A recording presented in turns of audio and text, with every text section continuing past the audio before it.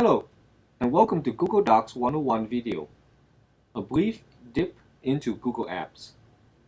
This video will focus on starting and using Google Apps, specifically using Google Word Processing app.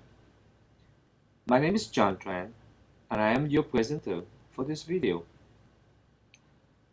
After this video, you should be able to navigate to, create, and share your new document for peer collaboration.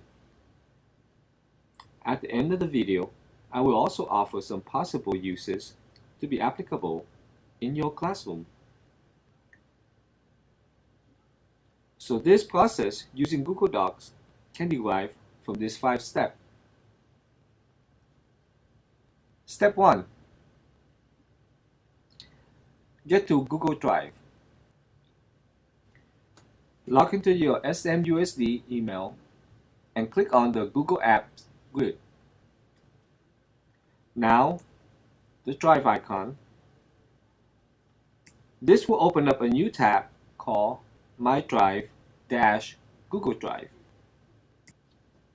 Step 2. Choose type. If the web browser did not change over to the new tab, My Drive-Google Drive, then manually click over to that tab. Now on the left hand side, click on the Create button to get the drop-down menu. The drop-down menu provides a few choices. The first is Folder for file management. Document is the word processor or Word document. Presentation is PowerPoint presentation. Spreadsheet is Excel spreadsheet. Form is to create and administer survey. Drawing is like paint tool. For this video, I will focus on the document type. Step 3. Create. Select the document type from the previous step. We'll create a new untitled document in the new tab. To change the name of the document, click on the untitled document name found at the top left of the browser window. In the pop-up window, type in the new name. I will name this document as Test. Step 4. Share. Once the document has been created, we can now share it to colleagues for collaboration work.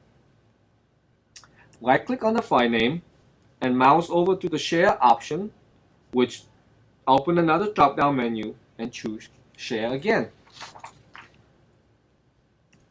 In the Share setting window, add as many of your fellow faculty emails with comma separator between the emails.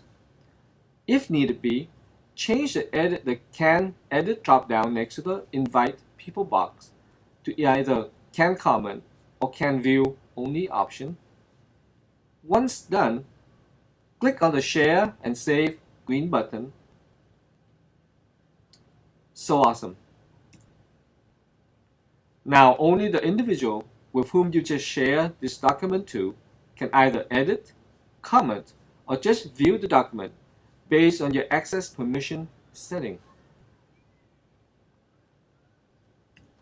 Step 5. Collaborate. Any user who has the Can Edit access may modify the document, Can Comment may add comment about the document content, and lastly, Can View access only allow viewing without any interaction.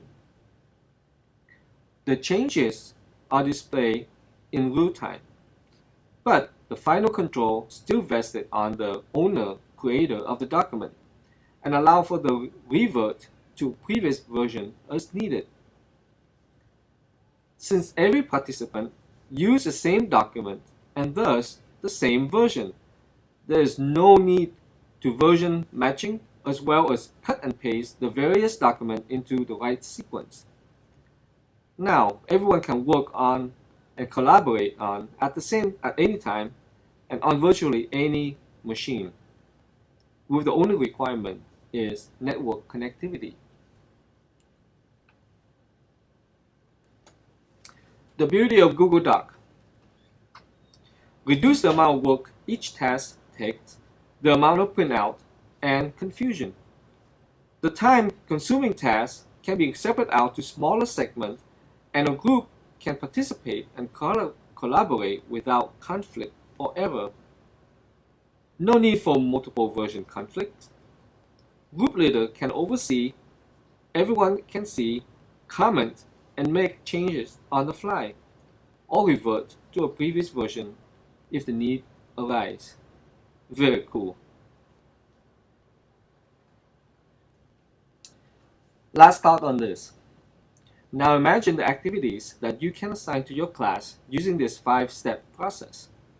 That book report on Charlotte Web as a class presentation, the group presentation on the various missions in the area, individual writing assignment where you can see and comment on the student progress at any time. As a note, by using the View Past Revision, you can keep track of who in the group did or did not put in the effort and reward accordingly. If you have any question or concern regarding this video on Google Doc 101, please drop me a line via email or contact me on my extension. Thank you for your time to view this SMUSD tutorial PD. This will conclude this video for Google Doc 101.